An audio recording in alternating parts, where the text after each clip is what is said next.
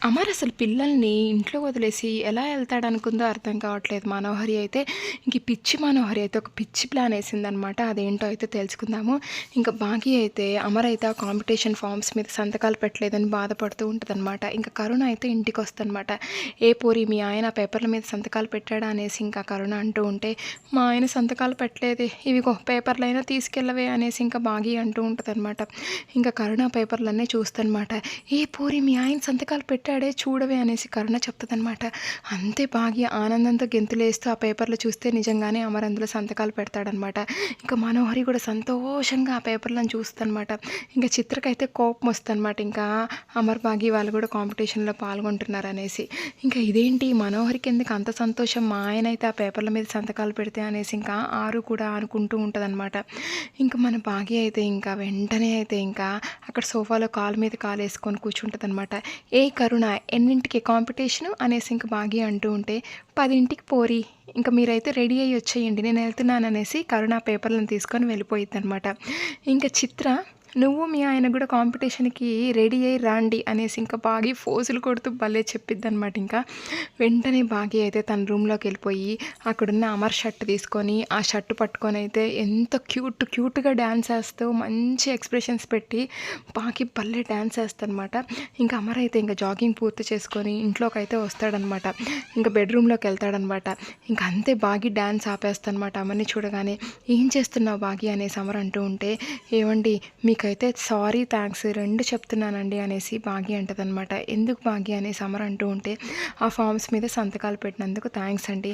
ఇంక మీరు సంతకాలు పెట్టలేదేమో అనుకోని నేను మిస్‌అండర్‌స్టాండింగ్ చేసుకొని చాలా తిట్టుకున్నానండి మిమ్మల్ని. అందుకే సారీ అండి" అనేసి ఇంకా భాగి అయితే అమర్‌ని హగ్ చేసుకొని అమర్ బుగ్గలు లాగుతూ చెప్తూ ఉంటదనమాట. "అయినా కానీ అండి మీరు నా కోసం ఏదైనా చేస్తారు.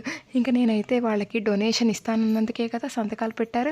ఇంక నా కోసం కూడా సంతకాలు పెట్టారు కదా మీరు" అనేసి ఇంక భాగి అంటూ ఉంటే, "నేను ఓన్లీ ఇంకా పిల్లల కోసమే, ఇంకా పిల్లలకి డొనేట్ చేస్తానన్నందుకు సంతకాలు పెట్టాను" అనేసి ఇంకా అమర్ అంటూ ఉంటే, "అంటే నా కోసం కాదా" అనేసి భాగి అంటూ ఉంటే, ఇంకా "అవన్నీ తర్వాత మాట్లాడుకుందాము, వెళ్ళి రెడీ అయ్యివు, టైం అవుతుంది" అనేసి అమర్ అంటాడనమాట. "అవునవును మళ్ళీ మాట్లాడుకుందాం, వెళ్ళి రెడీ అవుతాను" అనేసి ఇంకా భాగి అయితే వెళ్తదనమాట. ఇంకో పక్క అయితే మనోహరి అయితే ఇంక అక్కడ ఉన్న ఫోన్ని తీసుకొని ఇంకా వెంటనే రణ్వీర్‌కి అయితే ఫోన్ చేస్తదనమాట. ఇంకా రణ్వీర్, ఇవాళ అయితే అమర్, భాగి ఇంకా చిత్ర, వినోద్ అందరూ అయితే కపుల్ కాంపిటీషన్‌కి వెళ్తున్నారు. ఇంట్లో పిల్లలు ఒక్కరే ఉంటారు, నేను కూడా ఉంటాను. నువ్వొచ్చి వెంటనే అంజుని కిడ్నాప్ చేసి తీసుకెళ్ళిపో అనేసి ఇంకా మనోహరి ప్లాన్ చెప్పిద్దనమాట. "సరే మనోహరి, నేను వెంటనే మా వాళ్ళని తీసుకొస్తాను" అనేసి ఇంకా రణ్వీర్ చెప్తాడనమాట.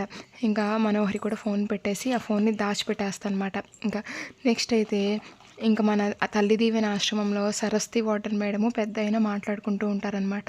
"ఏంటి నువ్వు చెప్పేది? ఇప్పుడు ఇంట్లో వాళ్ళందరూ కపుల్ కాంపిటీషన్‌కి వెళ్తే పిల్లలకి డేంజర్ కదా! ఆ మనోహరి భర్త పిల్లల్ని బతకనివ్వరు. నేను వెంటనే వెళ్ళి కాపాడతాను రాజు" అనేసి ఇంకా వార్డెన్ మేడం అయితే పరిగెత్తుకుంటూ అయితే ఇంకా అమరింటికి బయలుదేరుతూ ఉంటదనమాట. ఇంకో పక్క అయితే ఇంకా అందరు రెడీ అయిపోయి గార్డెన్‌లోకి అయితే వస్తారనమాట. ఇంకా రాతోడైతే ఒక ముగ్గురు సెక్యూరిటీ ఆఫీసర్‌లని తీసుకొని ఇంకా అమర్ దగ్గరికైతే వస్తాడనమాట. "ఏంటి రాతోడ్, నేనైతే నా సొంత పనులకైతే వీళ్ళని వాడుకోనని తెలుసు కదా! ముందు వాళ్ళని పంపించేసేయ్" అనేసి అమర్ అంటూ ఉంటాడనమాట.